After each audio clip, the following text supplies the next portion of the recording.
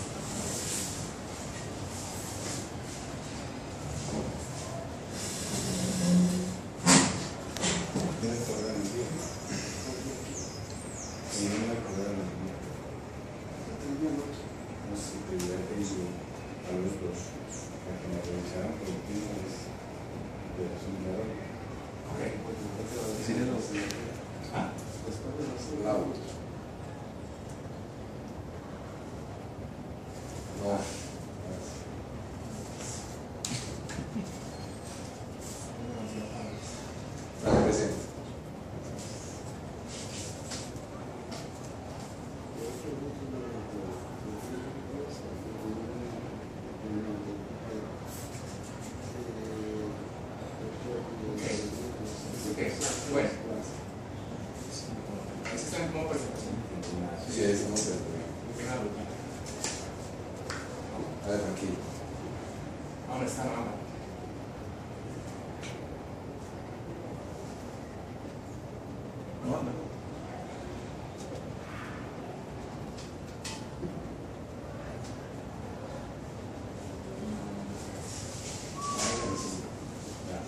Ahí está.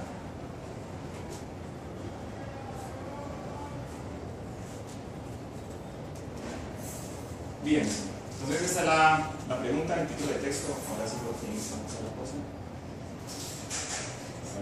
Esta es una imagen que de pronto algunos reconocen en un trabajo de Led Zeppelin de 1976 que se llama Presence. Este objeto apareció en una serie de fotografías de ese álbum. Y en los créditos del álbum decía que esto se llama The Object, el objeto. A mí me llamó la atención porque yo no le veo ninguna utilidad pues, a este objeto. Es el esquema arquitectónico de unos edificios construidos, no me acuerdo en qué país, que tienen una alta resistencia a vientos y todo, es una cosa bien compleja, son modelos arquitectónicos. Sí, pero yo no creo, bueno, sé, simplemente lo puse ahí porque se pregunta lo mismo, o sea, cuando uno lo lees, ¿y eso qué es? Pues, el objeto, para decir. Entonces son notas al texto de Ishan, como ya dije, que es este, pues, lo revisan, por favor. Y estamos en el curso de Fundamentos de Cuántica, y aquí inicia el asunto. Empieza el autor mencionando que cuando estamos trabajando en alguna área de la física, existen estos términos que son como no definidos, términos a priori, y que hacen parte pues, del ejercicio que uno utiliza para hacer ciencia. Y tienen la característica de que son, digamos, están tan trillados que hacen parte ya de esta cultura científica que no son, digamos, muy reflexionados. Se dan por obvios. La significación y aplicabilidad de estos términos usualmente se consideran obvios y no hay necesidad de explicarlos. Sin embargo, eventualmente surgen nuevos conceptos que retan este orden preestablecido de confianzas y exigen una evaluación de los fundamentos de la materia estudiada. En el caso del siglo XX, los dos ejemplos principales de cambio de paradigma fueron la teoría de la relatividad y la teoría cuántica, que es la que nos convoca acá, el estudio de estos cambios de paradigma. La primera causó una reevaluación de los conceptos de espacio y tiempo, y la segunda desafía nuestras ideas de existencia en sí misma. Y ahí pues el título, que es una cosa, pues va a tener ese interés de, como vamos a encontrar, que va a depender del dominio del físico en el que uno se plantea o se pare. Es decir, si estamos en el dominio clásico o en el dominio cuántico. Precisamente la pregunta, porque es una cosa, va a conducir a la necesidad de hacer esa división en los dos dominios.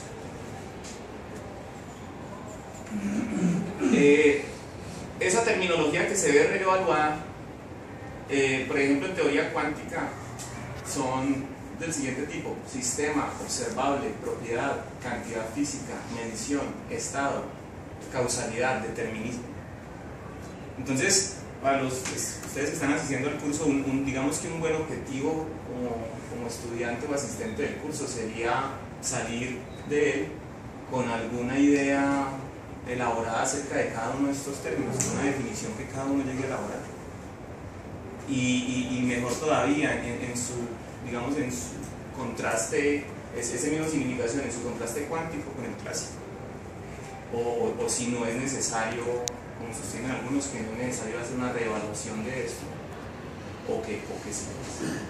Bien, entonces en ese trabajo terminológico, en la crítica que hay que hacerle a estas nociones comunes, ya digamos, adheridas a nuestra cultura, eso conduce a reflexionar sobre esto, conduce a a que se encuentra uno con los problemas generales de la filosofía de las ciencias. Es decir, criticar estos conceptos lo lleva a uno a preguntarse por el objeto de estudio de la investigación científica. Si quieren, pues, los sistemas físicos, ¿qué es lo que yo estudio? ¿Cuáles son mis objetos? El estatus de los términos teóricos y de las entidades postuladas. En particular, ¿estos objetos que yo estudio son reales o son imaginaciones de teóricos? Por ejemplo, esa es una de las formas en que se plantea el problema del realismo. La relación entre los modelos matemáticos y el mundo físico. O sea, el asunto de las correspondencias entre lo que uno observa en una medición y lo que los símbolos matemáticos predicen en un modelo. La cuestión de si y cómo los enunciados científicos pueden ser verificados o falseados. O sea, si se puede hablar de la verdad de un enunciado científico, o más bien se puede, digamos, hablar de su adecuación, de su capacidad descriptiva. La naturaleza del espacio y el tiempo y el significado de probabilidad, otro par de problemas que hay que enfrentar. Aspectos de esta clase nos conducen a implementar nuestra lista de términos inocuos, con palabras problemáticas como realismo, instrumentalismo, operacionalismo, empirismo, reduccionismo y similar.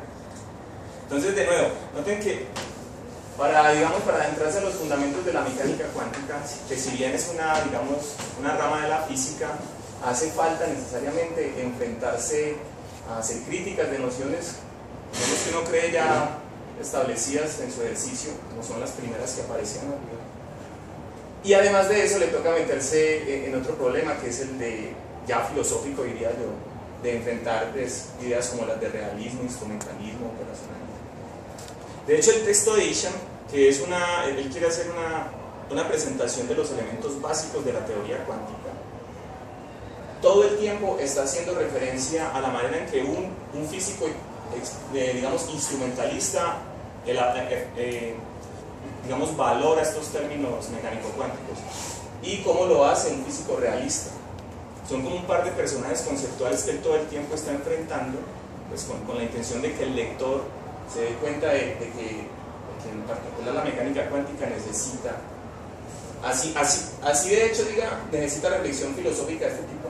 Así harían unos que digan que no, pero eso es ya tomar una postura, como un instrumentalista, que es el que dice que no hay nada que reflexionar, pues, en este aspecto.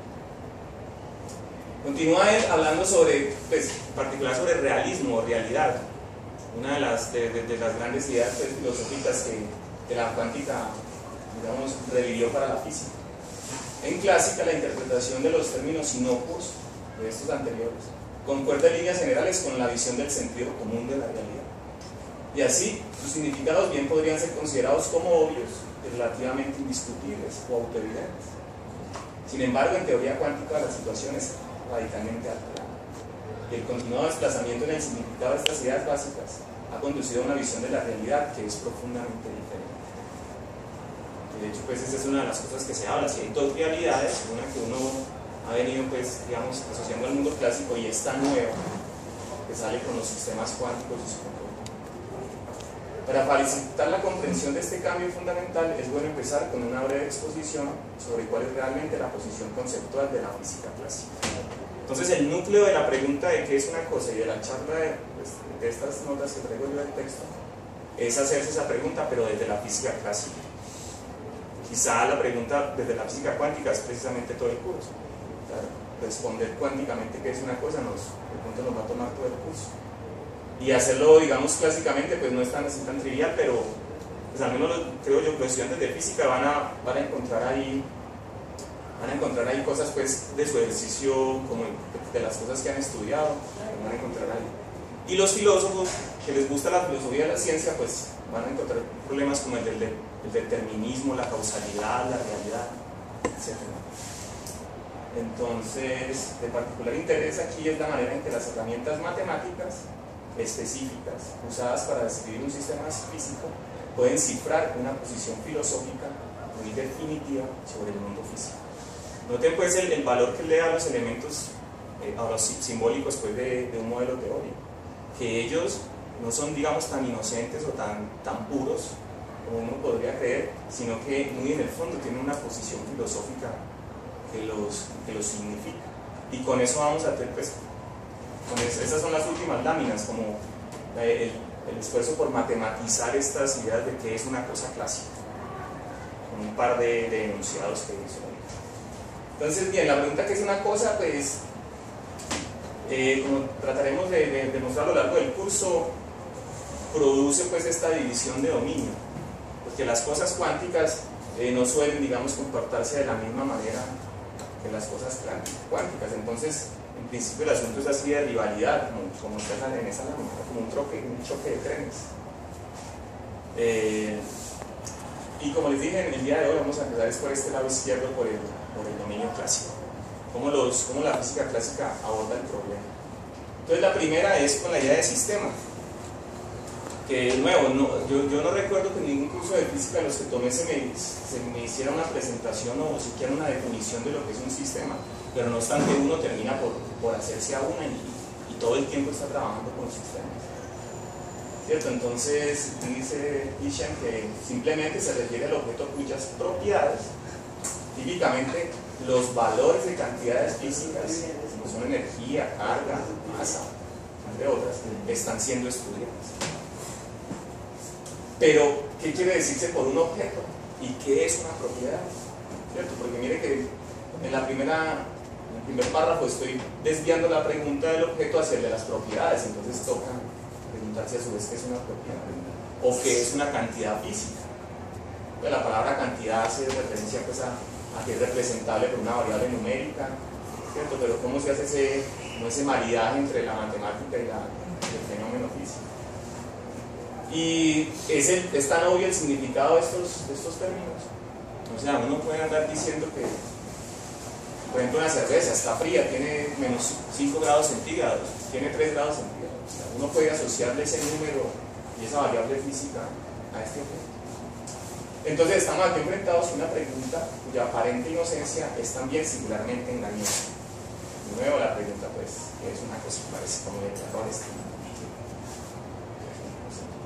Y este señor dice una cosa bien interesante, pues a mí me lo pareció, que es que esta pregunta funda la filosofía occidental hace 2500 años.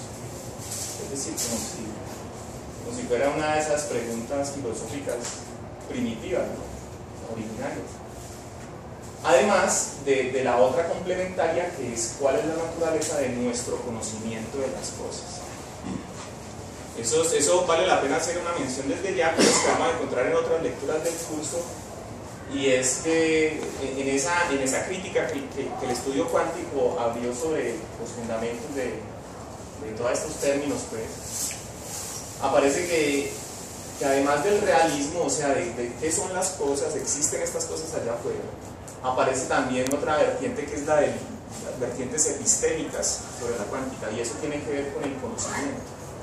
Para decirlo así, hay gente que dice, no, la cuántica no habla de cosas, de objetos, habla de información, de conocimiento que yo puedo extraer de situaciones, pero los objetos cuánticos en sí mismos no tienen este ser de las cosas, pues, como lo tienen los clásicos.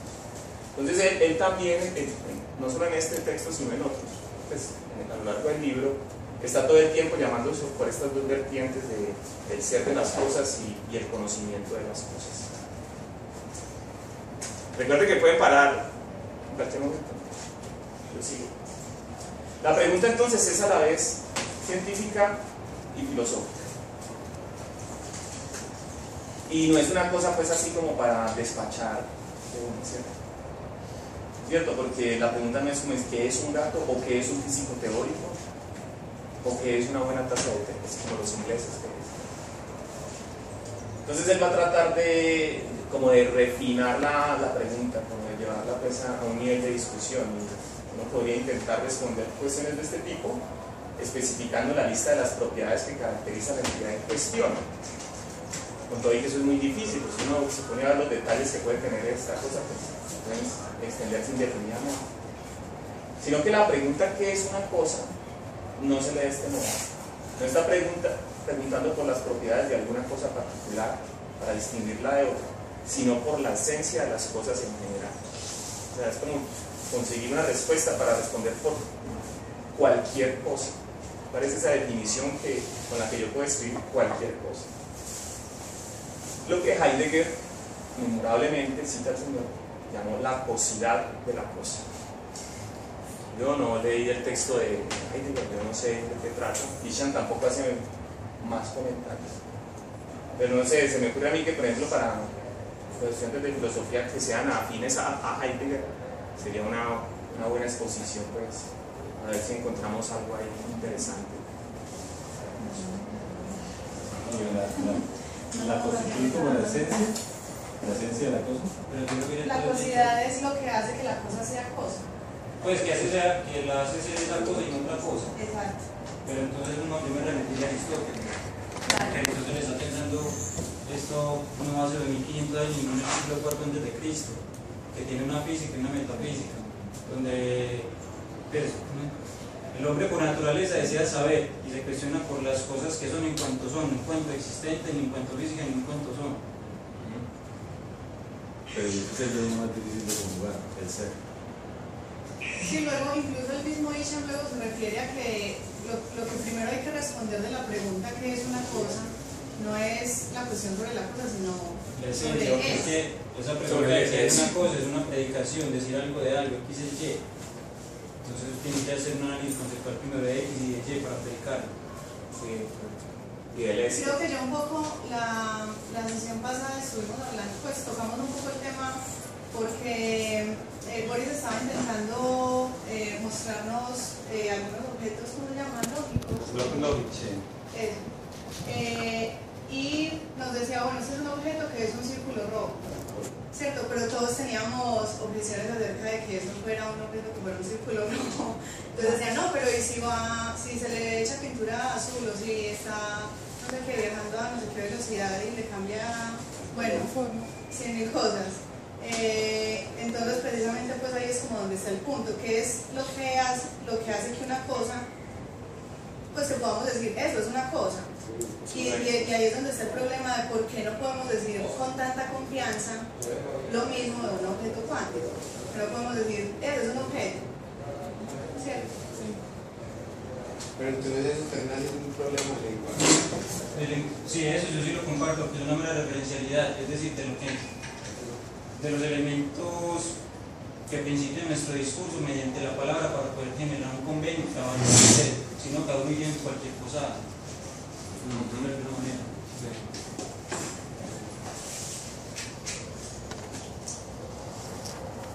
¿Cierto? Bueno, y entonces sí, como mencionaba Olga justamente, en particular la pregunta no sirve mucho decir una cosa es, que es como desviarse, como hacerle un quite porque se mete en otro problema más grave, que es la pequeña palabra es. Preguntar qué es una cosa invita a la pregunta más grande, ¿qué significa ser? Esa de pronto sí es una de las preguntas originales pues, de la filosofía. Entonces, poniéndonos en el contexto de la física, Isham es físico, pues indudablemente tiene mucho gusto filosófico, pero el tipo es físico. Y él va a hacer el trabajo por el lado físico. La pregunta que es una cosa filosófica sería, como digo, un muy interesante trabajo para los estudiantes. Pues, si a alguien le interesa esto. Puesto en el contexto de la física, esta pregunta conduce inevitablemente al gran debate entre instrumentalistas y realistas sobre la naturaleza de la empresa científica en general. Miren que esos son sus dos personajes pues, que están combatiendo, especialmente en el rol y estatus de las descripciones matemáticas del mundo, que eso es en últimas lo que tienen los físicos, ya sean experimentalistas o teóricos. Tienen estos símbolos matemáticos o modelos que llaman y los llenan de sentido. La pregunta obligada es esa, por el ser. Y él se admira de que de todas las ciencias modernas, solo en el caso cuántico, es como la única que fue obligada a enfrentar el asunto del ser directamente. Pues que él lo está poniendo en el contexto de que es una cosa, ¿cierto? Y bueno, puede que la pregunta sea el problema sea del lenguaje, como dice Miguel, pero el problema también es que hay evidencia experimental que está tratando de hacer Boris con los bloques lógicos, está tratando de remitir al hecho de que la manera que usted tiene, digamos, no solo de nombrar, sino de entender, ¿cierto? De manipular una cosa, se está viendo atrofiada cuando usted le aplica esa misma manera a los sistemas cuánticos. Entonces ahí experimentalmente hay un asunto y por eso es que ante esa evidencia experimental hubo que tomar una actitud de enfrentar la pregunta. Bien, sin embargo, lo cierto es que ningún área de estudio científico puede evitar esta cuestión central. De hecho, debería estar en el centro de cualquier esfuerzo por capturar la naturaleza de la realidad, sea científica o no. Entonces, eso ya es como un llamado a atención. Que infortunadamente, por ejemplo, en el Instituto de Física, pues el curso casi no se abre. Entonces, esta clase de cuestiones como que no interesan mucho, ¿cierto? La mayoría de la gente nunca identifica el problema o ni siquiera se da cuenta que hay un problema. Pues un problema científico y filosófico. En su lugar, la respuesta a la pregunta no formulada del ser se asume como un rasgo a priori de la realidad y es entonces impuesta sobre el mundo como parte de las verdades obvias de la disciplina en cuestión. De nuevo, como esas verdades con las que uno trabaja. ¿Sí? Lo que pasa es que yo diría que preguntarse por qué significa ser no es realmente el objeto de la física. La física se pregunta sobre la naturaleza y quienes se preguntan por el ser son los metafísicos. Lo que pasa es que la metafísica quedó desacreditada pues, con el surgimiento del positivismo, precisamente porque la metafísica, como no trata de cosas que se puedan experimentar, digamos, se remite mucho a un problema de lenguaje. La metafísica sí, esta es como en un problema de la significación y de las cosas que se dicen, y como los positivistas querían hacer ciencia positiva, o sea, cosas que se podían experimentar realmente, dijeron la metafísica no tiene ningún interés realmente para avanzar en el conocimiento. Pero él dice que eran la normalización del lenguaje y eran el mundo por fuera, se exiliaron solo. Sí. Luego los positivistas lógicos. Pero es inoperante el trabajo de ellos. claro, ¿no? Y luego nos damos cuenta de que realmente la física necesita también de ciertas preguntas metafísicas. Incluso, por ejemplo, la noción de materia misma es también muy confusa.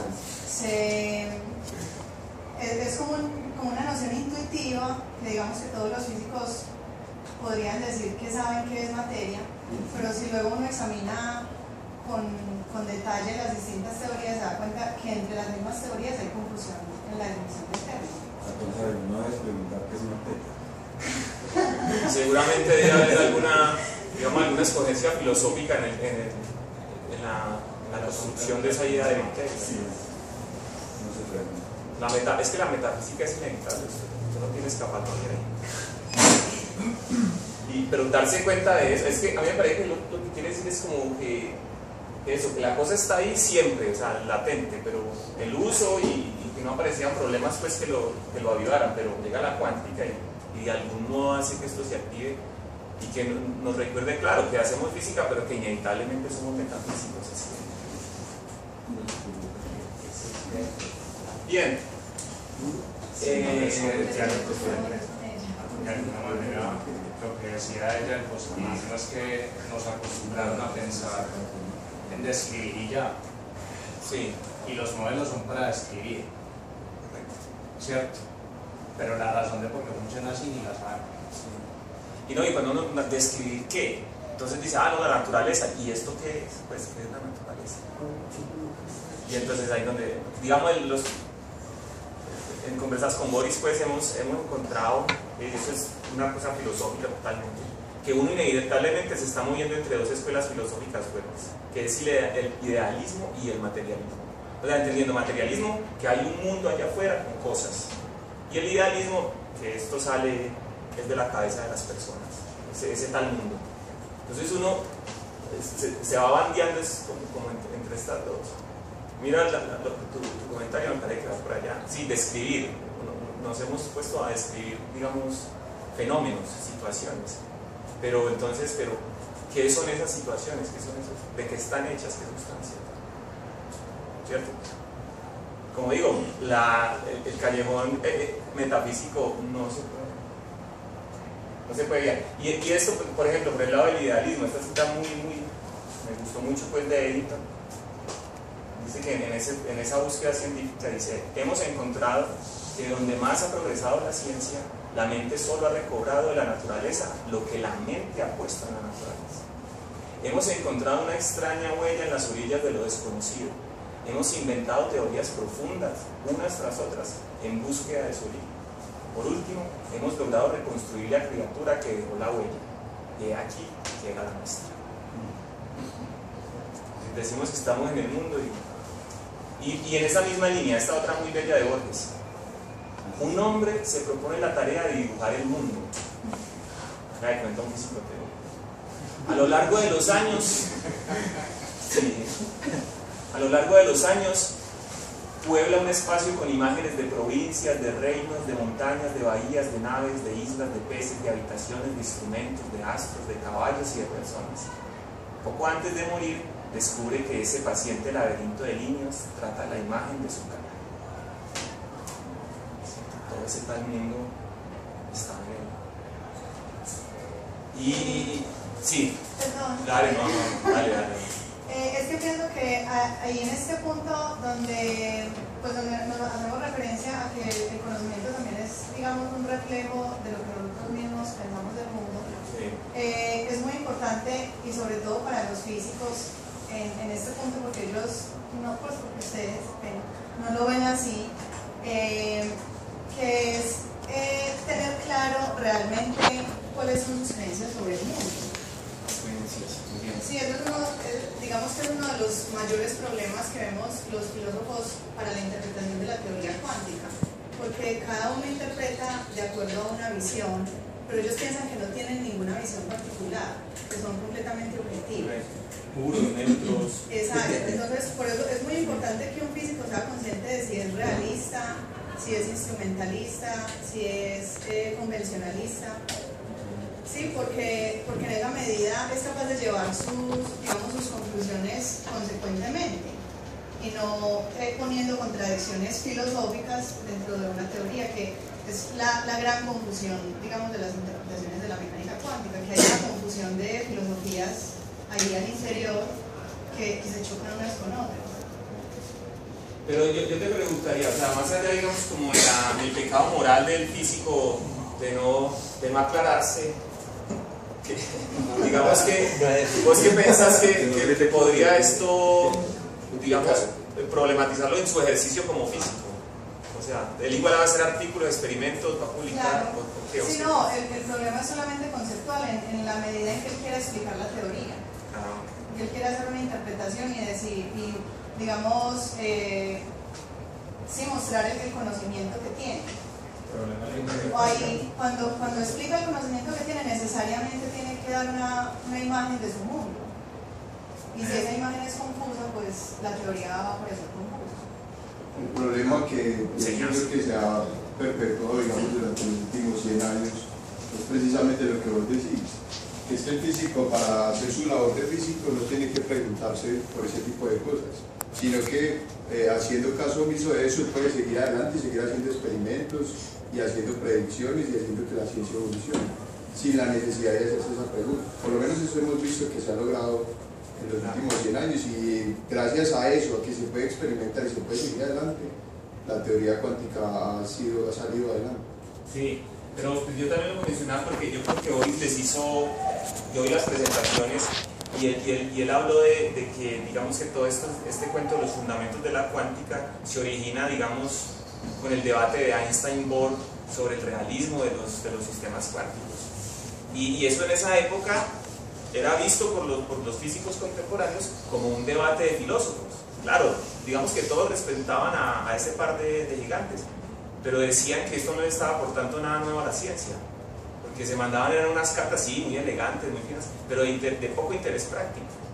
Pero ahí viene lo de Olga, de que hubo unos físicos que dijeron, no, yo necesito resolverme, yo necesito hacer la contrición y entender qué está pasando acá. Y uno de esos ejemplos fue David Bohm, que de hecho él toma una postura súper realista de entrada y empieza a hacer un trabajo. Y le abona el terreno a John Bell, que John Bell sí es el que le da, puede ser, todo eso pues no Bohm, pero John Bell sí se le estudiará pues en el curso con el trabajo de Bell fue justamente, ¿cierto?, encontrar un problema, llevar el problema filosófico al terreno de la física, y no solo de la física teórica, sino de la experimental. Porque a los pocos años de la publicación del texto de Bell ya se empiezan a hacer pruebas experimentales de ese debate filosófico original entre Einstein. Entonces mira que, ¿cierto?, los fundamentos, su origen es filosófico, claro, de filosofía de la ciencia, filosofía de físicos, de este par de monstruos en particular. Pero termina pues en una ciencia, digamos buena, física de agenda, o sea, de investigaciones, que es esto, los fundamentos. Entonces, yo le hacía la pregunta a Olga también como a decir eso, ¿cierto? Que aquí, o sea, claro, el asunto de los fundamentos invita a los filósofos y a los físicos, los dos, digamos, yo creo que por igual tienen elementos de trabajo acá, pero se pueden reconocer las diferencias si hay una agenda física. Del mismo modo que hay problemas de filosofía de las ciencias, que en los fundamentos se encuentra pues todo un terreno de exploración. Entonces, a propósito de esto de tomar un partido, este es un comentario muy humorístico sobre que las verdades cuestionadas están lejos de ser obvias, y como estos autores estuvieron tratando de enfatizar, o sea, el hecho de que quizás uno en su producción científica está produciendo su imagen del mundo, pueden ser tanto reflexiones de nuestras propias proyecciones como de la realidad en sí misma. En ese contexto uno no debe olvidar que la adherencia a una posición filosófica puede tener fuertes tonos emocionales. La interpretación de la teoría cuántica es un potente ejemplo de este fenómeno. No es inusual encontrar un físico o un filósofo de las ciencias defendiendo una posición específica con un fervor y pasión que sobrepasa el grado de emoción normalmente asociado a las creencias científicas. De hecho, en ocasiones es como si su propia existencia, la del físico o el filósofo, dependiera del resultado del debate. En eso sí, digamos que mandamos a la hoguera, pues a la hoguera, o sea, que seguimos siendo muy, diría yo, a veces muy religiosos con esto de la verdad, que cuando uno la tiene cree que no. Pues la verdad es que nosotros vivimos trabajando que está basada en la parte experimental. Sí. Por eso somos religiosos. Sí. Pero de nuevo, pues es que esa parte experimental es leída y significada por uno, ¿no? Por digamos, sus creencias. Por ejemplo, la causalidad, una de esas palabras que la cuántica pone en cuestión. El carácter emocional de las proyecciones arquetípicas fue enfatizada por Jung en sus estudios del mundo inconsciente. Y a propósito de causalidad escribió: otra inagotable fuente de felicidad puede ser la gratificación del instinto causal.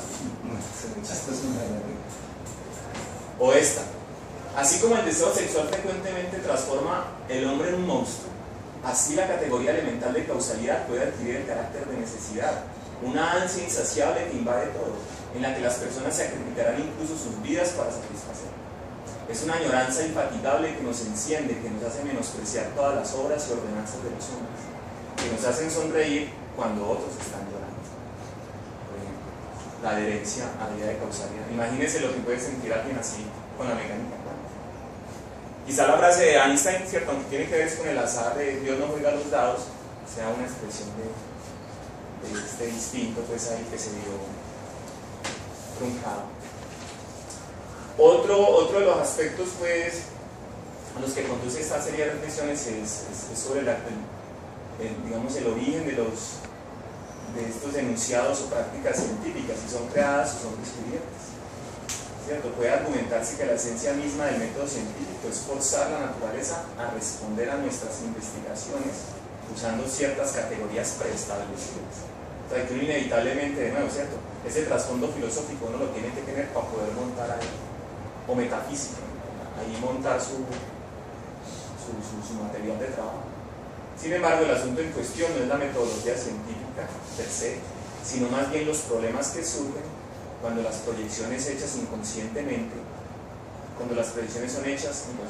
de manera que no nos damos cuenta de que tanto de lo que llamamos realidad puede ser creada y no tanto descubierta.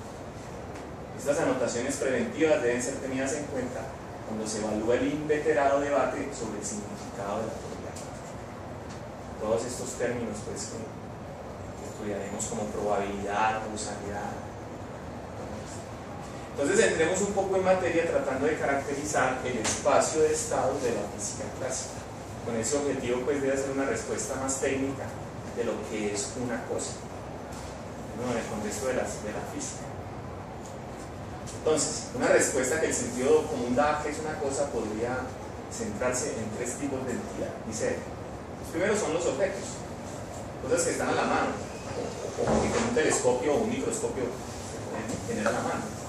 Presumiblemente son el principal interés de las ciencias físicas, a lo que serían los objetos. Sin embargo, también hablamos de cosas como situaciones. Preguntamos, ¿cómo te van las cosas? Y respondemos, las cosas no andan muy bien del mundo. Y un tercer uso extremo se puede referirnos a algo que no es nada. En ese sentido, el número 7 es una cosa, así como tristeza, belleza, un vicepresidente. Estos son, como les digo, son todas notas del profe Ishii. En lo que sigue vamos a interesarnos solo en la primera de estas clases de cosas, las cosas objetos, para así restringir nuestra investigación a la cosidad de las cosas, en este caso especial, a la cosidad de los objetos.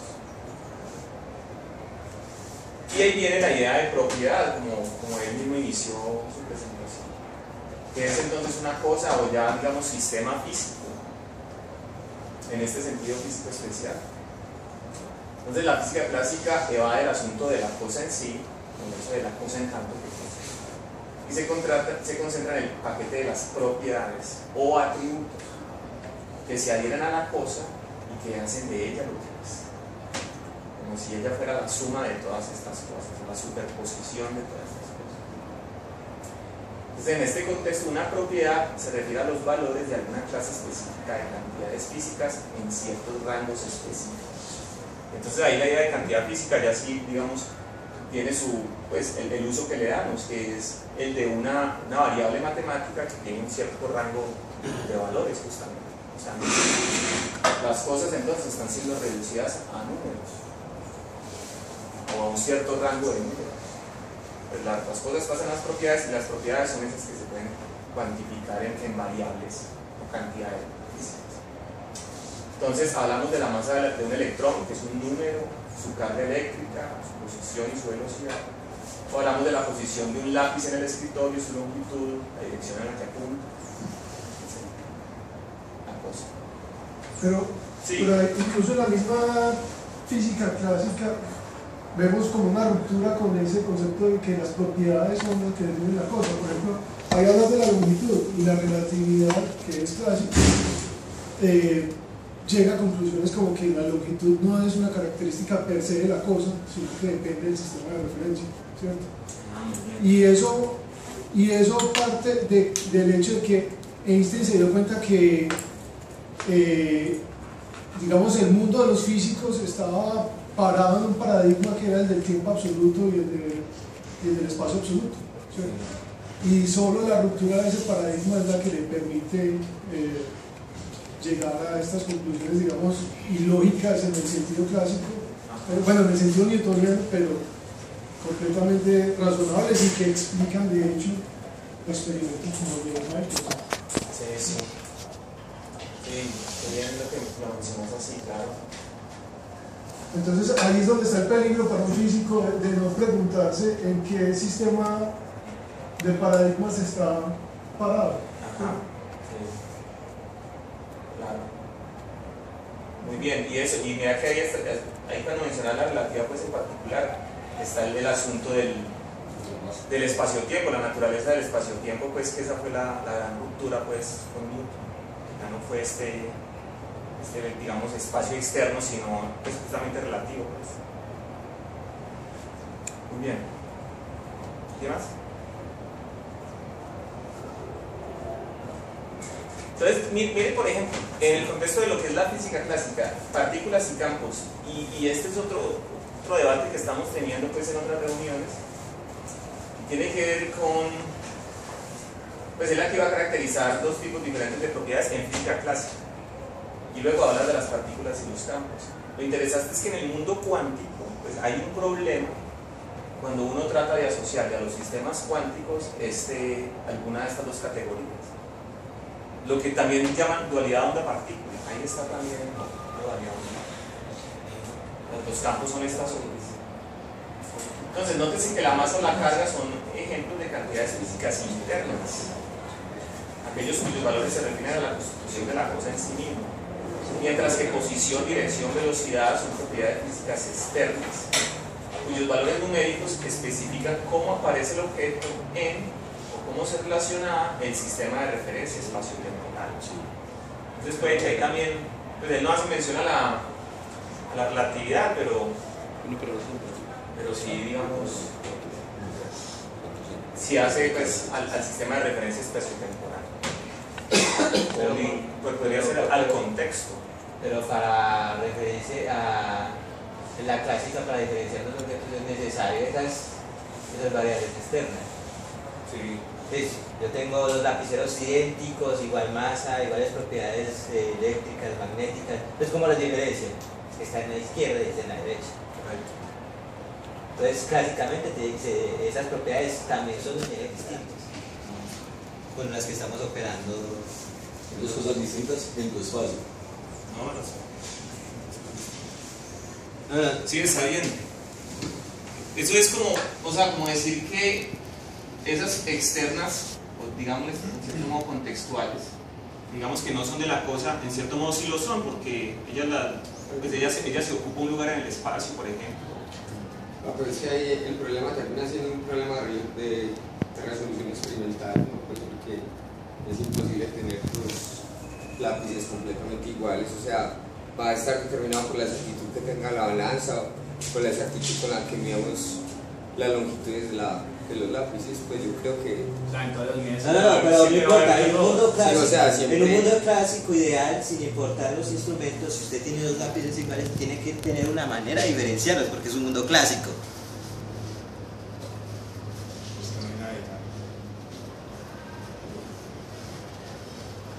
Lo que pasa es que yo creo que el debate sobre las propiedades intrínsecas, digamos, de los objetos nunca fue resuelto en la física clásica, en la mecánica newtoniana, digamos. Ni siquiera quedó claro si la gravedad era intrínseca a la masa. Pues, él la concede como que es un atributo que le da Dios, pues que es un atributo que Dios le añade al mundo. Claro, es decir, esa discusión es muy compleja, como para decir es que las propiedades intrínsecas de los objetos son estas y estas.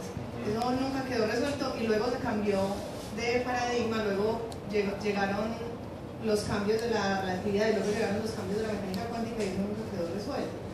Y menos va a estar resuelto ahora. Entonces, es decir, no existen, digamos, en una teoría se puede decir estas son las propiedades internas y estas son las externas porque así lo voy a considerar y es mi convención. Es decir, parto de eso, ustedes crean, pero de verdad no es nada que esté solucionado de fondo.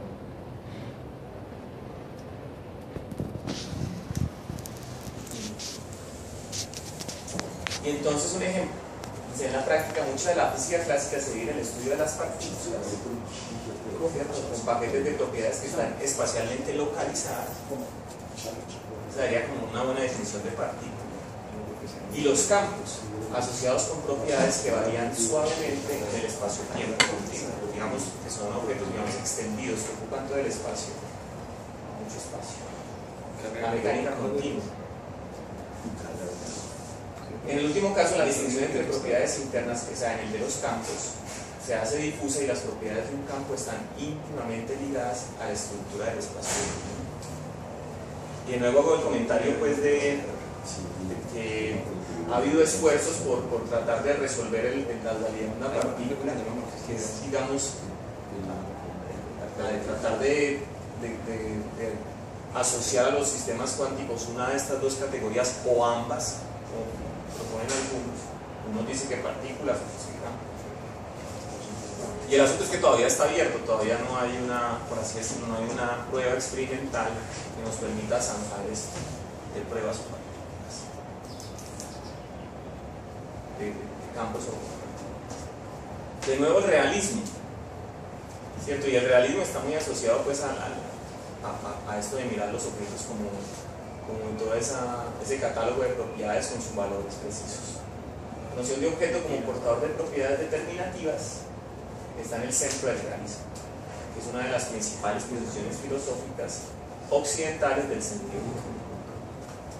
Entonces, para este libro, para el libro de él, la frase interpretación realista significará principalmente una que, primero, es muy apropiada para hablar de cantidades físicas que tienen valores en cualquier instante de tiempo, que ahí se le podría agregar, digamos, independientes de su medición, o sea, los tiempos. Y dos, proposiciones sobre tales valores poseídos que pueden ser manipuladas usando las herramientas de la lógica proposicional convencional. Entonces miren que él sustenta, digamos, la realidad de un objeto en el valor de verdad de los enunciados que usted pueda producir de ese objeto o de las situaciones que le pasen a su objeto, usando lógica convencional. Porque otra de las cosas de las que haremos referencia en su momento es eso que llaman la lógica cuántica. Pues en el sentido, no tanto en el problema como nosotros lo planteaba Boris, como lo planteamos así del asunto de la atribución de las propiedades, sino ya en el problema técnico de la construcción de las proposiciones cuánticas o de las proposiciones relacionadas a situaciones cuánticas, que es no convencional, ¿no? Es una nueva lógica. Ahora, si es posible o no hacer esto en teoría cuántica, es uno de los principales asuntos de esta discusión. Estamos en el terreno de lo clásico todavía, ¿no? Y él dice que se discutirá si eso en cuántica es posible, o sea, construir una interpretación redualista de los sistemas cuánticos. Así pues, la idea de objeto portando propiedades está cifrado en la estructura misma de nuestro lenguaje, de las proposiciones que podemos construir sobre él. La forma sujeto, predicado y oraciones simples como el escritorio es de 2 metros de largo refleja la idea de propiedades adheridas a las cosas y asimismo nuestro entendimiento de sentido común a la pregunta que hacemos.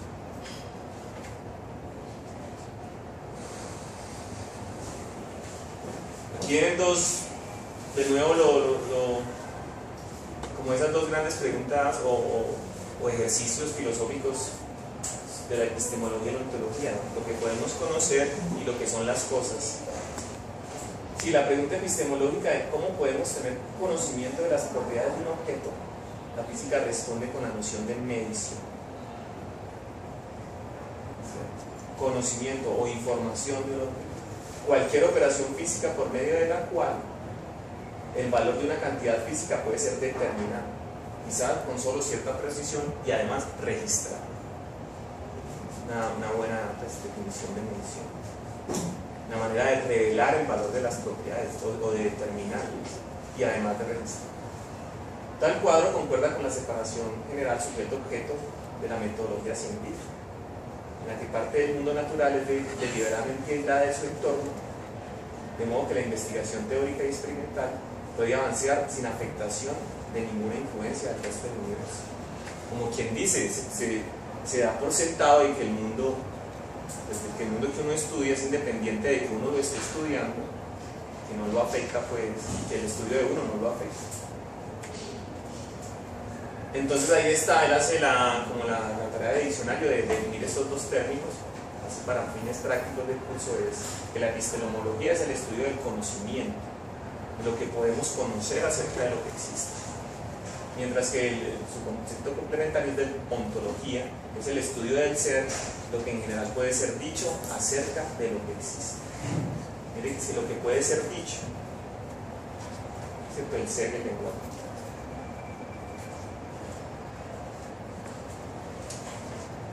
Bien, entonces en ese objeto ya dotado de propiedades y esas propiedades pues, con una variable numérica asociada y que además es medible, la visión general de esta bosquejada sobre la naturaleza de las cosas también determina la manera en que comúnmente entendemos el tiempo como cambio en general. Decimos que las cosas cambian con el tiempo, queriendo decir que algunas o todas las de las propiedades internas o externas de un objeto dependen del tiempo, o de nuevo, que cambian en el tiempo. Más todavía, en física clásica se supone que estos cambios son deterministas, otra palabra pues que entra en cuestión ya en el dominio kántico. Es decir, un conocimiento de un conjunto suficientemente completo de propiedades de un objeto en un momento basta para predecir con certeza las propiedades en cualquier momento posterior o anterior. Es como la regla del determinismo. No solo los objetos, digamos que en sí mismos tienen todas estas propiedades con sus valores precisos, sino que además es posible determinarlos en cualquier momento, pretérito o posterior. Esa es la visión determinista. Así pues, digamos el trabajo de la física teórica, si decía aceptarlo, de cierta perspectiva, el reto central de la física teórica consiste en encontrar los tipos de estructura matemática con los que se puede citar exitosamente esta visión, esencialmente filosófica, ¿no?, del significado y estructura de las propiedades de un objeto. Él va a terminar con enunciados matemáticos, como vamos a ver, a referencia a qué es una cosa, pero miren toda la construcción filosófica previa que está haciendo. En particular debemos entender cómo las operaciones lógicas usadas instintivamente para manipular las proposiciones acerca de tales cosas se relacionan con o son consistentes con el sistema matemático empleado en la descripción del sistema. Hacer como una especie de consistencia entre la lógica proposicional que uno, digamos, del sentido común, por así decirlo, y la del sistema matemático que uno está usando, o modelo que uno está usando para describir su cosa. Entonces aquí terminamos ya con la definición del espacio de estados.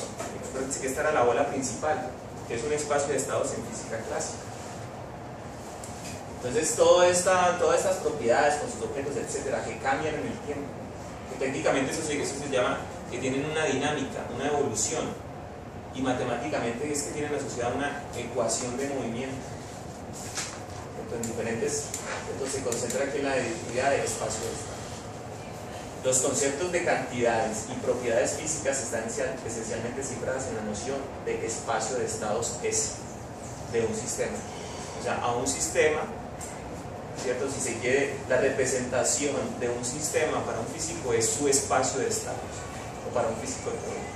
De pronto, ni siquiera el experimentalista tiene acceso a la cosa, y ni siquiera a sus propiedades. Él tiene acceso al espacio de estados, que definitivamente construyó en esa estructura matemática que le dio. Y el experimentalista, digamos, le da significado a esos símbolos, a las mediciones de su aparato, es teniendo como soporte ese modelo matemático, que es digamos, la construcción de este espacio de estados. Que es que, entendiendo que en cualquier instante dado, un único número S puede ser asignado al sistema. Entonces, de nuevo, nuestra cosa es un número, nuestra cosa física con la que nosotros trabajamos. Mucho de la posición filosófica subyacente de una teoría se refleja en el rol precisa jugado por sus estados. Y de hecho, pues en mecánica cuántica sí que es crítico el asunto con la idea de estado cuántico. Vaya, pues encuentre usted una definición de estado cuántico, encuentras 1 millón y todas así digamos todas de acuerdo con el experimento, pero todas reflejando filosofías diferentes. ¿Sí?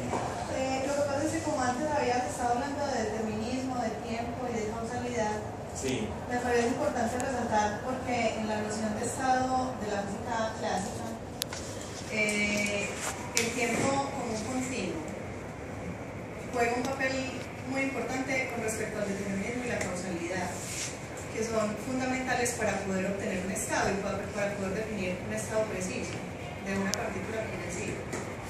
Entonces, digamos que es importante ligar las tres nociones de causalidad, determinismo y tiempo a la noción de estado. Sí, solo clásicamente. Sí, exacto. Sí, la noción de causalidad se pierde con la relatividad. No, con la relatividad. No, ¿por qué con la relatividad? Sí, Por lo que es causa.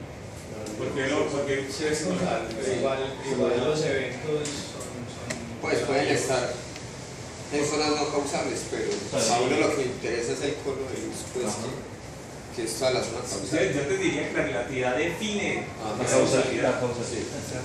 No estoy tan seguro que la defina, sino que la restringe, dice, vea, este sistema puede ser causalmente conexo, pero no dice nada más de la causalidad, solo dice, estos pueden que estén conectados causalmente, y ya. O sea, la evidencia. ¿Qué? Pues tienen la posibilidad, creo que no recuerdo cuáles son los teoremas de causalidad. Siempre que suceda A, suceda B, y A antes que B, y la relatividad le pone otra cosa adicional, y que esté en un marco de tiempo, pues, y su distancia espacio-temporal sea tal. Sí, o sea, la restringe. No dice nada más de la causalidad. Claro. Porque no tiene densidad, pero ¿se ha observado algún par de eventos que estén por fuera de este Que estén o conectados sea, causalmente. que es verdad. Entonces sí, claro, es que muy bien la nota de Olga, porque es justamente ahí están las nociones clave, ¿no? Determinismo, causalidad, pues tiempo o continuidad para, digamos, construir este espacio de esto. Y aquí están, precisamente, yo creo que aquí lo sintetiza el profe con los, digamos, dice las dos condiciones que cumple esta construcción de un espacio de estados. Una especificación del estado en cualquier instante basta para determinar los valores en ese instante de todas las cantidades físicas pertenecientes al sistema. Tiene una especie de completez descriptiva. Con el solo conocimiento de un estado. Más operacionalmente, se puede decir que una especificación del estado en cualquier tiempo basta para predecir con certeza los resultados numéricos de todas las posibles mediciones de cantidades observables que pueden hacerse en ese tiempo. Ahí está el determinismo. Y ahí está la cosa, o sea, la cosa es lo que uno puede determinar con su espacio de estados, o sea, con el modelo teórico que construye. Y la otra es causalidad. Aquí está. El estado en cualquier tiempo T2 del estado de nuestro sistema, es decir, los valores de las propiedades, de todas las propiedades del sistema, está únicamente determinado por el estado en cualquier tiempo anterior. Este principio de causalidad es la forma en que el determinismo estricto encuentra su camino en la física. Y toda la física clásica es así, en eso sí uno no debe tener pues en la noción. Incluso la mecánica estadística. Porque en principio el problema de la mecánica estadística clásica es que uno no tiene, digamos, ni los aparatos para resolver, digamos, partícula a partícula todas las dinámicas, ni la capacidad computacional de hacerlo. Pero uno supone que todas son partículas newtonianas que tienen sus velocidades, sus masas, sus posiciones, o sea, su espacio de estado. Para muchos tipos de sistemas, por ejemplo, partículas newtonianas puntuales o el campo electromagnético, el estado S en un tiempo T1 determina no solo el estado en un tiempo posterior T2, sino además el estado en cualquier tiempo anterior T0, el estado que evolucionó hacia S en el intervalo T1, o sea, el cambio bien cercano. Entonces mire la potencia, pues, que no solo, pues, por la construcción del espacio de estado no solo se conocen las cosas, sino lo que les va a pasar a las cosas con las imposibles interacciones que tengan. Bien, y eso era el texto que había preparado. Yo creí que esto iba a estar más prendido, me dijo que esto estaba muy álgido el debate. Era un poco aburridora pues las láminas. No es el problema, no son las láminas. El problema es el temor nuestro a meternos a hablar de cosas que no han sido objeto del análisis en ningún momento como físicos. Ellos pueden hablar más de filosofía acerca de estas mismas palabras, desde la filosofía misma, pero nosotros no. Entonces no. Algo así como que me va a meter yo a hablar de lo que no sé. Más bien de experimentos de Honduras, ¿cierto? Pero de hecho tú señalaste algo al principio, como alguien lo señaló acá. Cuando se habla del sistema, por ejemplo, los estudiantes dicen, termodinámica. ¿Qué cosa tan buena? Los sistemas no son termodinámica, no resulta que los sistemas son físicos. Toda mecánica tiene que tener un electromagnetismo, todo tiene que estar en sistemas, hasta que llegan hasta que se ubica en el sistema cuántico. Entonces el sistema cuántico no tiene dificultad, se adopta y se acepta tal cuando lo presenta, y nadie lo cuestiona. O sea, nosotros creo que tenemos en el fondo, esto a mí me dice, tenemos un espíritu tan convergente que no somos muy poco críticos. No nos atrevemos a decir nada, así ya. Uno no lo cuestiona cuando está en pregrado, pero cuando uno empieza a ver el concepto de entrelazamiento, el concepto de sistemas y le hace cuando le comienzan a abrir los ojos. Uno tiene dos sistemas y los coloca a interaccionar y ya que la suma, que el sistema completo es mayor que la suma de las partes, ya eso es una contradicción para uno. ¿Cuánto tiempo ha pasado? Y entonces uno entiende ahora por qué aparece abajo un aviso de la Universidad de los Andes citando a un curso de matemáticas, las matemáticas del entrelazamiento. Más de uno de ustedes dice, fallamos, pero... Sí, qué verdad que era. El entrelazamiento, eso era, hombre, hace 10 años no existía esa palabra aquí en el dominio, o no, me atrevo a decirlo, Alex, que hace 10 años ya está. De hecho, en ninguno de los dos cursos de mecánica cuántica se habla de entrelazamiento. Entonces no es el es como el temor a meternos en ese cuento. Y es una noción fundamental, o sea, no es una noción accesoria ni elaborada, sino que esta es justamente pues no es que esta la base de la idea cuántica. Tiene que hacerlo poco a poco, tiene que ir abordándolo y tiene que reconocer que hay que leer, estudiar, incluso tocar otros campos y aceptar, escuchar a otras personas y otros puntos de vista y no seguir nosotros así como estaba señalando las fronteras. Quizá esta parte que está faltando, digamos que queda pendiente para el objetivo del curso, pues quién sabe si una solución se llegue, pero digo yo, en la parte derecha de la presentación, es decir, la parte cuántica va a ser llenada, o sea, cuando nos preguntemos por la cosa cuántica, va a ser llenada por ideas como entrelazamiento, como superposición. Pues la cuestión está, a mí me parece, yo creo que me arriesgo que me peguen una planchada ahí, pero me parece tan serio el asunto que ahí aparecen unos términos que aparentemente no discutimos o trabajamos muy pocos, como sistema, probabilidad, en esencia pues no, pero la cosa va mucho más allá. La cosa es que pasamos como sabidos muchísimos de los términos clásicos: energía, trabajo, potencial, todo eso, campo, sin tocarlos ni mancharlos, ¿no? Simplemente la operatividad nos permite hablar de ellos y calcular. No hay problema, calculo, mido y calculo y eso funciona, eso me sale, el artículo me sale perfecto. Ese es el punto. Entonces nadie se preocupa. Entonces cuando alguien de pronto comienza aquí a abrir los ojos, ¡hey! Seguramente llegó el hereje, como le pasó a muchos de los que comenzaron en los 60 a hablar de este problema en la física, que también eran herejes de la física sin duda alguna, porque se está, no sé si la estructura cuántica está ya lista, porque eso es filosofía, por favor. Señor, este texto de... el otro. El origen que habla de los fundamentos de la mecánica cuántica. Es un nombre de un físico que se metió en ese cuento y lo sacaron de la universidad. ¿Lo recuerdas? pero hasta ese punto se llega, o sea, se llegaba hasta la persecución. Tú no puedes pertenecer en esta universidad con esas ideas, hablando de estados cuánticos y hablando de estas cosas de las que estamos hablando ahora. Ese es el punto, o sea, el silencio tuyo, me extrañas, radica en eso. Quizás los que nos debían animar el asunto serían los compañeros.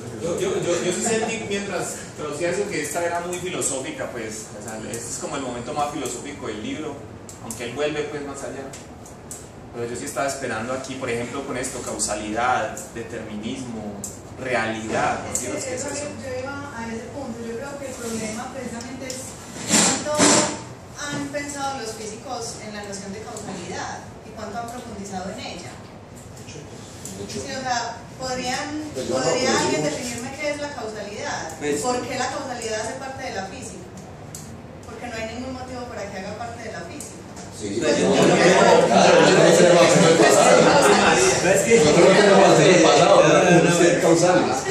o sea, yo sí me he atrevido a preguntar, sobre todo cuando me metí en el curso de relatividad, yo pensé que me iban a dar una definición de causalidad. Mentira. Me di cuenta que la causalidad no es como pensaba. Y por ejemplo, que un sistema, me decían, que un sistema no puede viajar a la velocidad de la luz es porque vio la causalidad. Yo, pero ¿qué es la causalidad entonces? Pues me están diciendo que vio la causalidad, pero no me dices que es la causalidad. La causalidad como la vi, la definición así que me grabé más fácilmente fue la de Wikipedia, que dice A antes que B. ¿Cierto? Y si A siempre B. Y esos son los dos resúmenes. O sea, si sucede una cosa, produce un efecto, ¿cierto? Pero ese efecto siempre está acompañado de la misma causa. Y así uno va entendiendo, o sea, marcando pues como nosotros entendemos. Entonces, desligar, pues, pero por ejemplo, para la física, ¿es necesaria absolutamente? Para la física clásica sí. Es necesaria porque usted está... Para la mecánica cuántica también. Yo no sé si para la mecánica cuántica, pero usted está... No puede entender la causalidad meramente como una secuencialización espacial y temporal, porque usted en ese momento, pues, respondiendo otra vez a Aristóteles, usted es la potencia de un viejo, un niño es un hombre en potencia y el hombre es un hombre nato. Usted en este momento, las cosas no es que cambien, sino que se corrompen y se generan.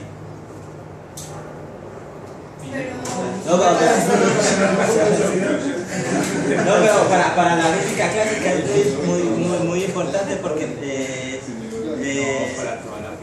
no estoy seguro si para toda la física, porque primero hay que reevaluar el concepto de causalidad. Yo pienso que a lo que vamos a llegar en este curso es que dinámicas. En cuántica vamos a llegar a un marco distinto. Es que es relativo, él está definiendo cuando sí, ¿sí me entienden?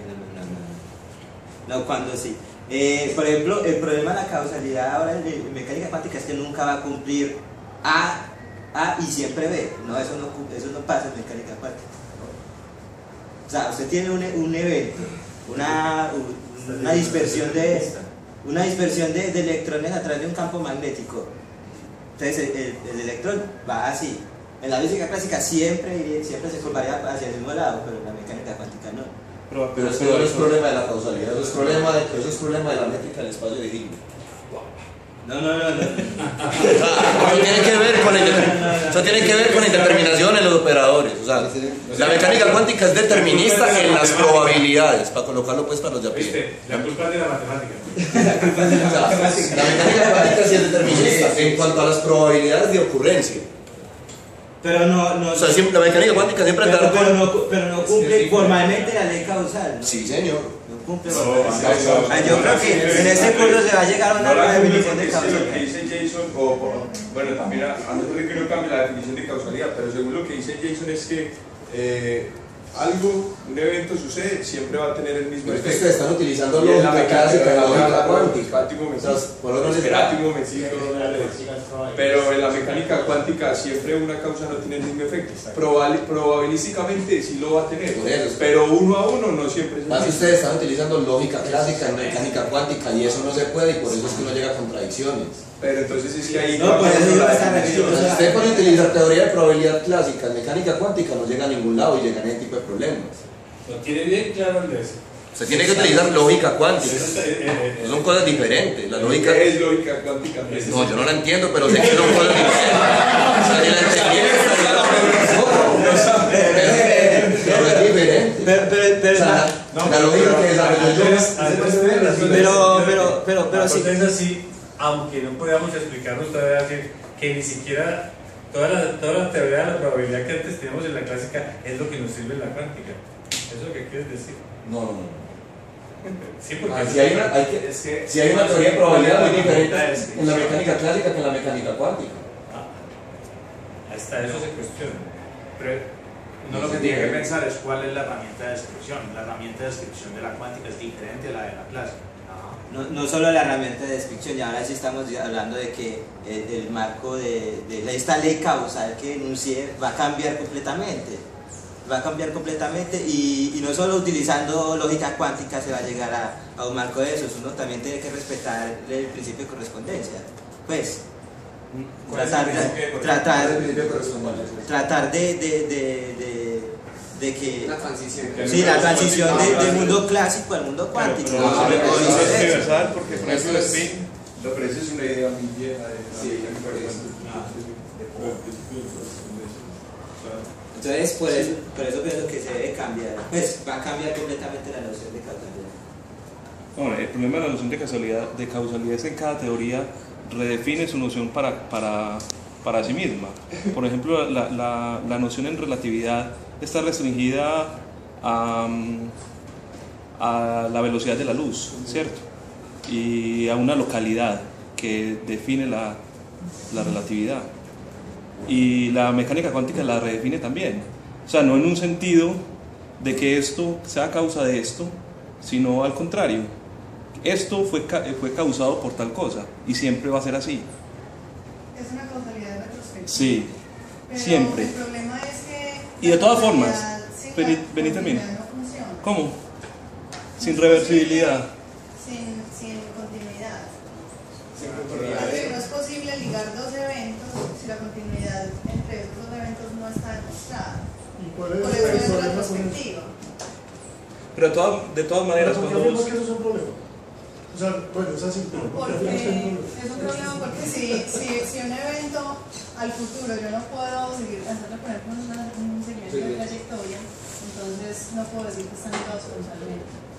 Y es un problema porque la causalidad precisamente hace parte de la física, es porque la ciencia se funda en la causalidad. Siempre, digamos que la noción coloquial de la ciencia es encontrar el porqué de las cosas y el porqué es la causa, ¿cierto? Por eso la causalidad es parte de la física. Sí, hace parte. Si no podemos decir por qué, entonces nos da la sensación de que no estamos entendiendo el fenómeno, ¿cierto? O sea, me preguntan, ¿ese electrón por qué llega a esa órbita? No sé. Entonces no sabe nada. Pues, si no sabe por qué, no ha entendido nada, no conoce el fenómeno, no conoce el objeto. Pero evidentemente la mecánica cuántica es causal, porque vos tenés, por ejemplo, un observable que tiene una cantidad de estados accesibles, ¿cierto? Y tenés un operador de medición, un proyector, entonces el proyector, ¿cierto? Va a ser, únicamente son esos no sabes a cuál va a ir, es cierto, pero sabes de dónde provino y sabes a dónde vas a ir posiblemente en mecánica cuántica. Entonces, ¿y con qué probabilidad? ¿Cierto? Entonces es causal. En ese sentido es causal. Sí, en ese sentido es causal. Absolutamente causal. Sí, pero yo creo que Olga está haciendo referencia a algo, una frase cortica que leí alguna vez que dice: uno no puede hacer un experimento para demostrar la causalidad, sino que todos los experimentos que hace suponen causalidad. Yo quiero hacer una Entonces, en esa medida, la causalidad es algo inherente a la física o es algo, digamos, natural, científico. más bien una postura que uno toma para describir sus cosas. Yo quiero hacer una acotación respecto a la afirmación que haces de que la física, detrás de todos sus intentos, tiene encontrar el porqué. Yo creo que no es tan así, ¿cierto? La física hace rato se resignó a que hay muchas cosas a las que no le pueden encontrar el porqué. No, y un porqué nunca tiene, un porqué, preguntar infinitos por qué no llegan a ninguna parte. Uno tiene que parar en un punto y partir de una verdad. La física sí encuentra obviamente relaciones causales. Si yo pongo un electrón aquí y otro electrón aquí, yo sé que este se movió por la presencia de este otro. Entonces yo, bueno, ¿por qué? Porque estaba este otro, ¿cierto? Pero ¿por qué se atraen esos hijuemadres? La física no sabe decir por qué, ¿cierto? Y prefiere no titular hipótesis. Hasta cierto nivel. Ya sabemos que las cargas generan interacción electromagnética y que son de la misma. No, pero son ¿por de qué? cargas No opuestas. sabemos nada. ¿Por qué? ¿Por qué tienen carga? Pues porque no sé qué, los de teoría de partículas lo sabrán. No tiene que partir de una verdad. Volvemos por ejemplo a lo que dijimos. Describen cómo surge. Si yo suelto un borrador aquí y él cae, ¿por qué? La causa fundamental. Yo le puedo decir cómo, a qué velocidad, qué aceleración, cuánto se demora, ¿sí? Pero ¿por qué? No podemos decir. Por la gravedad, eso no es ninguna explicación. Porque existe la gravedad.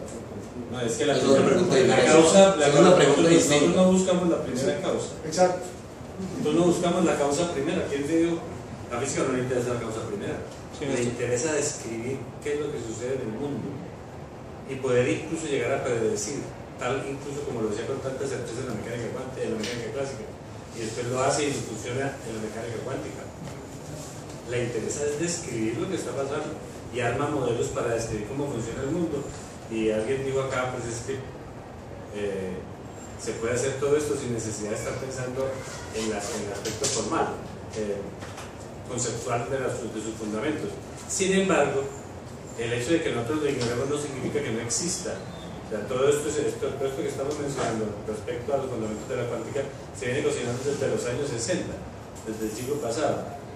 Es decir, que si estamos, a veces nosotros vivimos, a pesar de lo que pensemos, estamos muy aislados, entonces ahora estamos abriendo los ojos. En realidad, por eso, y es prácticamente abrir los ojos. Y no todos los físicos aceptan de primera instancia estos temas. Más muchos asisten nada más a la filosofía. Sí, por algo pusieron problemas por el curso. Eso, por ejemplo, eso es una primera reacción. Pues es que uno entiende una razón virulenta, porque ve así como que van a atacar las bases de la estructura de la física. La física no se va a caer por eso. Exacto, nada. Ni siquiera se cae si sale una partícula más rápida que la luz. Simplemente toca reformar, buscar una suicidan unos cuantos, pero... Lo que pasa es que nos da, es decir, nosotros parecemos, en el fondo somos muy conservadores. Estudiantes de doctorado. Y no queremos que No, así, claro. Somos conservadores. Respecto a lo que quiero volver a hacer énfasis en lo que hablábamos ahorita. Vos, digamos, con esa postura ciega de cálculo y no pregunto, vos puedes avanzar hasta cierto punto. Llega un momento en que ya agotaste digamos, toda esa esfera de la teoría, y para avanzar un poco más tienes que romper con los paradigmas. Por ejemplo, la explicación del experimento de Michelson-Morley, vuelvo a eso. O sea, si vos te quedas con la física clásica, no lo explicas. Entonces tenés que darte cuenta que estás presuponiendo cosas, tenés que darte cuenta que estás parado en un sistema de ideas, ¿cierto? Y en un sistema de concepciones para poder decir, a ver, es que yo estoy presuponiendo esto. Incluso Bishop lo dice muy bien en su libro, son cosas, son ideas que uno ni siquiera se da cuenta que las tiene. Y cuando un físico se da cuenta que tiene esos preconceptos, ahí es donde puede hacer una contribución a una nueva física revolucionaria. De hecho está sucediendo. Y no se queda simplemente en los escritos, sino que eso también tiene, digamos, su realidad experimental y cambian muchas cosas. Hay otros avances. Pues yo iba a retomar la parte donde él dice que hasta donde la realidad que uno está viendo es creada por uno mismo también, ¿no? Eso es una cosa cierto. Y que, por ejemplo, la discusión que tenía ahorita Jason con la causalidad es que recuerdo una vez discutiendo con Boris también, que él decía que, por ejemplo, la clásica tiene localidad, la cuántica es no local. Y ahí es donde entra la discusión que vos tenés. Es causal, pero con no localidad. O sea, no hay continuidad, y hay causalidad. Entonces, ajá. No, hay continuidad, porque se sabe de dónde provienen las cosas. Sí, pero es algo de. Pero en el espacio es como la discusión de. No, pero eso es como de causalidad. Si tengo la es como la discusión de Mach. La discusión de Mach. De si vos tenés. ¿Cómo era? Una cubeta con sí, agua la girando. cubeta con agua girando. Y que vos así sabes todo lo del universo. ¿Cierto?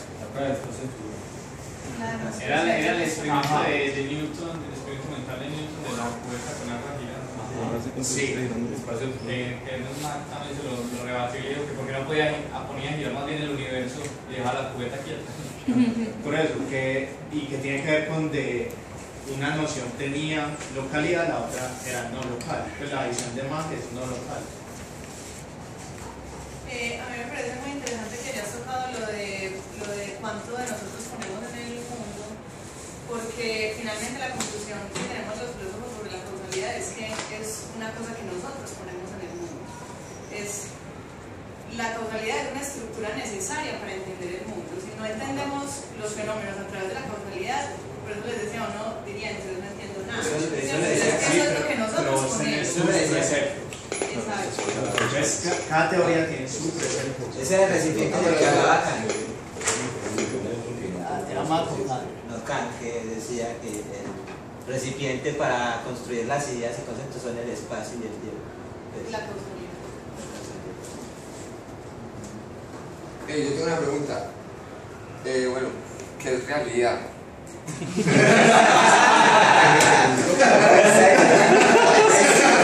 No, fácil.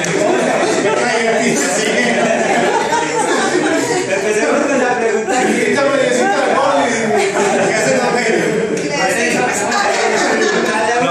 esa pregunta de cerveza no. Traslademos la Tomando lo que acababa de decir Olga, es lo que cada quien construye y pone al mundo. Por eso, pero entonces, ¿cómo se va a hacer como que se llegue a un consenso entre todos, pues a partir de mecánica cuántica? Pues sí, esa es la idea. Yo creo que ese concepto de realidad, o sea, de que el conocimiento se pone siempre lo que va poniendo uno mismo, no es individual de cada persona, sino que se va construyendo en comunidad de la sociedad. Entonces al final vamos a llegar, o se esperaría, que toda la sociedad llegara como a un consenso de definir qué es la realidad. Excepto algunos reales. Y eso que es una visión de la realidad distinta, y se supone que pues en eso están, digamos, los términos primitivos, los teoremas, los axiomas.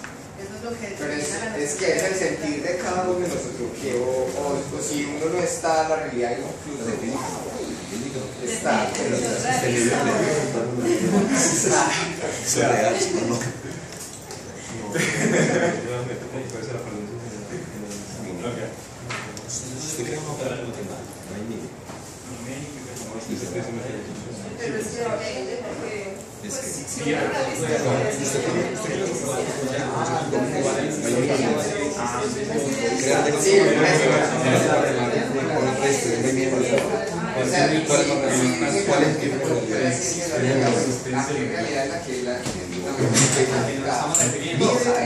y nosotros cuando